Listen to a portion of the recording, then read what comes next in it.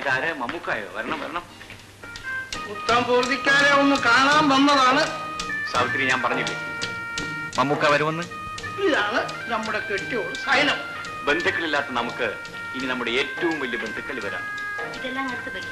ഇവിടെ എല്ലാ സാധനങ്ങളും വാങ്ങിയിട്ടുണ്ടായിരുന്നു. പിന്നെ എന്തിനാ ഇതൊക്കെ? ഇരിക്കട്ടെ കൊച്ചേ, നമ്മൾ സന്തോഷത്തിന് കൊണ്ടുവന്നതല്ലേ. നാളെ മുതലേ 2 പാല് വീതം കൊണ്ടുവരാൻ നമ്മൾ ഏർപ്പാട് ചെയ്തിട്ടുണ്ട്. സൈനവ, നീ കൂടെ അടുക്കളയ്ക്ക് അകത്തോട്ട് കയറി ഒരു സൂപ്പർവേഷൻ.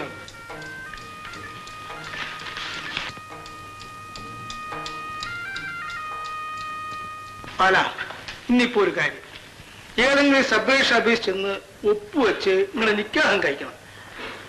ഓർക്കാപ്പുറത്തായിരുന്നു മമ്മൂക്ക ഇങ്ങനെ ഒരു കാര്യം ഉണ്ടായത്.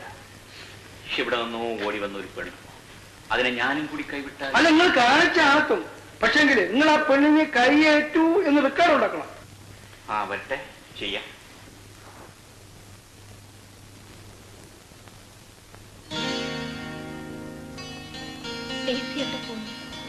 ഈ തെപ്പേട്ടി വിൽക്കാൻ കൊണ്ടുപോവാണ്. റോസാരിയുടെ ഭാര്യയ്ക്ക് വേണമെന്ന് പറഞ്ഞു. വിവരങ്ങളെല്ലാം ബാലേട്ടൻ എന്നോട് പറഞ്ഞു. നിങ്ങളെങ്കിലും സന്തോഷമായിട്ട് കഴിയും. ഡേസി, നോക്ക്, ആരോരുമില്ലാത്ത ഒരു അനാഥയാണ് ഞാൻ. ഒരു പ്രത്യേക സാഹചര്യത്തിൽ ബാലേട്ടൻ എന്നെ രക്ഷിച്ചു. മറ്റൊരു ആശ്രയമില്ലാത്തതുകൊണ്ടാണ് ഞാൻ ബാലേട്ടൻ്റെ കൂടെ പോകുന്നത്. അല്ലാതെ ഞങ്ങൾ തമ്മിൽ. ബാലേട്ടനെ ഞാൻ സ്നേഹിച്ചിരുന്നു. അദ്ദേഹം എന്റേത് മാത്രമാണെന്ന് ഞാൻ വിശ്വസിച്ചു. പക്ഷേ ദൈവനിശ്ചയം മറ്റൊരു തരത്തിലായിപ്പോയി. ഇല്ല ഡേസി, നിങ്ങളുടെ ആഗ്രഹങ്ങൾക്ക് ഞാൻ ഒരിക്കലും ഒരു തടസ്സമായിരിക്കില്ല. കൈപ്പേറിയ പല അനുഭവങ്ങൾ കൊണ്ട് ദുഃഖിച്ച് കഴിയുന്നവളാണ് ഞാൻ.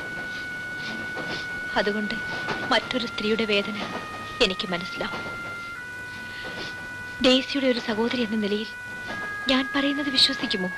എന്താണ്? ഞാൻ ജീവിച്ചിരുന്നാൽ ഡേസിയെ ബാലേട്ടനെ കൊണ്ട് വിവാഹം കഴിപ്പിക്കും. നിങ്ങളുടെ കുടുംബത്തോട് ബാലേട്ടനുള്ള കടപ്പാടും ഡേസിക്ക് ബാലേട്ടനോടുള്ള സ്നേഹവും ഞാൻ മനസ്സിലാക്കുന്നു.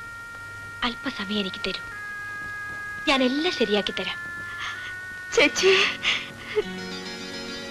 എന്നെ അങ്ങനെ തന്നെ വിളിക്കൂ. എന്നും സ്വന്തം സഹോദരിയുടെ സ്ഥാനത്ത് നിന്നുകൊണ്ട് ഒരു പുതിയ ജീവിതം നിനക്കായി ഞാൻ ഒരുക്കി തരാം. സന്തോഷമായി പോകും. പോയിട്ട് വരും.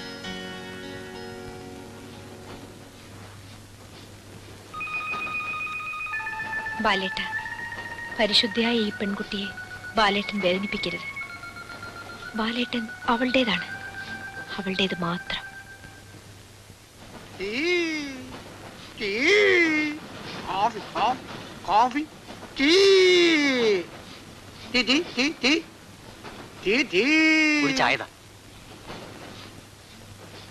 ഷൂളിയാസിയാണ്, കൈ പൊള്ളവും. അയ്യോ, അഗതി അഗതി അഗതി, കൈയും കാലും തളർന്നു കിടക്കണ എന്റെ ചേട്ടന് വല്ലതും തരണേ.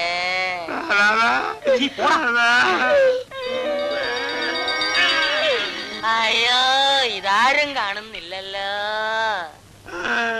ചേട്ടൻ കരയാതെ വാകീറിയവൻ വയറ്റിനും തരും. അഗതി അഗതി, വല്ലതും തരണേ. എത്രയാ? 30 പൈസ. അയ്യോ, ഒരു പേഴ്സ് കാണുന്നില്ല. ആ പിച്ചക്കാരൻ വെച്ചായിരിക്കും. ചുമ്മാ ഇരടാ, ആളുകൾ വിചാരിക്കും നമ്മള് കള്ളന്മാരാണോ. ശരിയാ. പേഴ്സോ? അകത്തേക്ക് എന്തിനാ പേഴ്സ്? അവനടിക്കല്ലേ, നമ്മൾ ചോദിക്കാം. അഗതി, നീ വല്ലതും അടിച്ചോണ്ട് പോയിട്ടുണ്ടോ? ഇക്ക, തളർന്നു കിടക്കുന്നതിനെ താങ്ങിക്കൊണ്ട് കിടക്കണം ഞാൻ എങ്ങനെ അടിച്ചോണ്ട് പോരാനാ? ഇനി അഥവാ അടിച്ചോണ്ട് പോന്നാൽ തന്നെ അത് കയ്യിൽ തങ്ങുവോ? നിന്റെ തട്ടിജ്ഞാനമൊന്നും ഞമ്മക്ക് കേക്കണ്ട. സത്യം പറ, നീ മോട്ടിച്ചോ ഇല്ലയോ? ഇല്ലേ.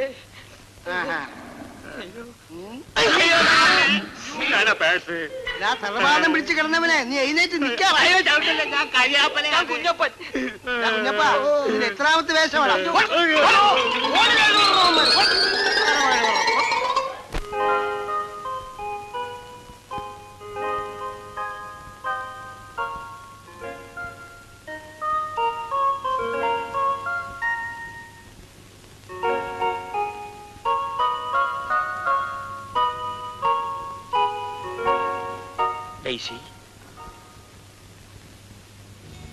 ബാലേട്ടനോ?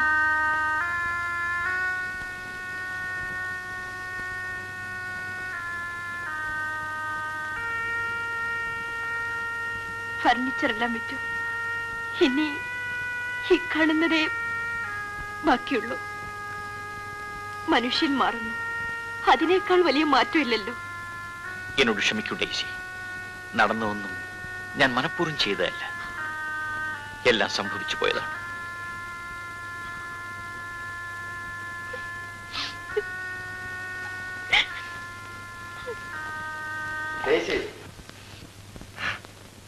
നീയോ? നീ എന്തിനവിടെ വന്നു? അങ്ങയും ഡെയ്സിയും ഒന്ന് കാണാൻ. ഞങ്ങളെ കാണാൻ നീ ഇവിടെ വരണ്ട. ഞങ്ങളുടെ മനസ്സിൽ നിന്ന് കീറിക്കളഞ്ഞൊരു ചാപ്റ്ററാണ് നീ. അതിനെനിക്ക് കഴിയില്ല sir. Sir,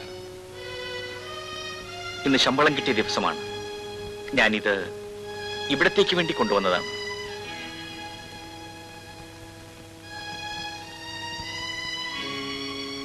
Take it.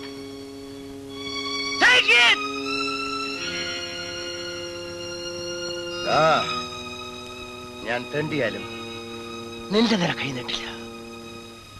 Go. Go. Look here, man. ഇനി ഈ വീട്ടിൽ കാലുകുത്തി പോരുത്. Get out.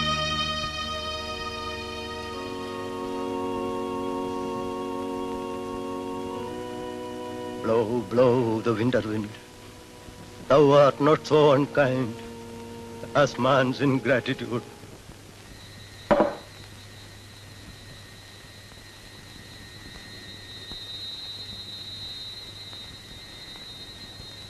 ചോറ് വിളമ്പട്ടെ? വേണ്ട, നീ കഴിച്ചിട്ട് പോയി കിടന്നുറങ്ങിക്കൊള്ളൂ.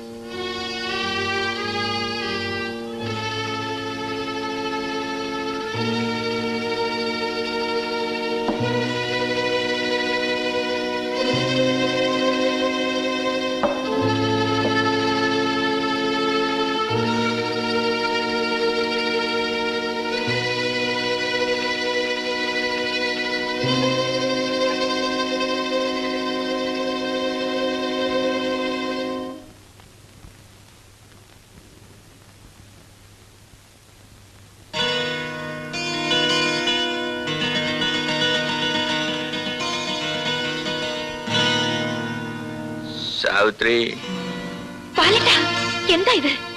സാവിത്രി. അരുത് ബാലേട്ട, ഇത് തെറ്റാണ്. തെറ്റോ? അതെ, ഞാൻ ബാലേട്ടിനെ കുറിച്ച് ഇങ്ങനെയല്ല കരുതിയത്. ദയവ് ചെയ്ത് പോയി കിടക്കൂ. നീ അല്ലെങ്കിൽ നിന്റെ തമ്പുരാട്ടി കിട്ടും വഴി എനിക്ക്.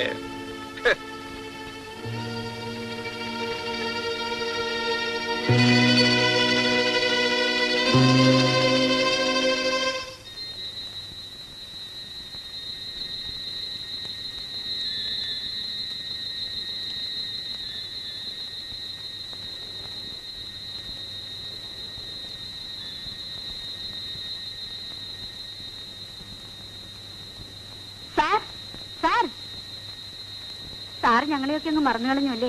ആരാടി മാധവിയോ? നിന്നെ തേടി തന്നെ ഞാനും വന്നത്. അകത്തോട്ട് പാ. ചേട്ടാ, ചേട്ടാ, ശരി ചേട്ടാ, നമുക്ക് വീട്ടിലേക്ക് പോവാം. ഞാൻ വരൂല. ഞാനാ വിളിക്കുന്നേ. വരൂ, വരൂ.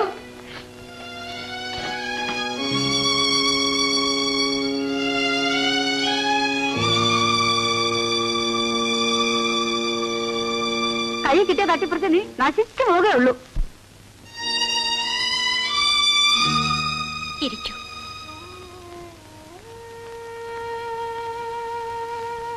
ചേട്ടാ, ഇത്രയും തരം താഴണമായിരുന്നു. ഒരു പെണ്ണിന്റെ മുമ്പിൽ നിയന്ത്രണം വിട്ടു പോകുന്നവനാണ് ബാലേട്ടനെന്ന് ഞാൻ കരുതിയിരുന്നില്ല.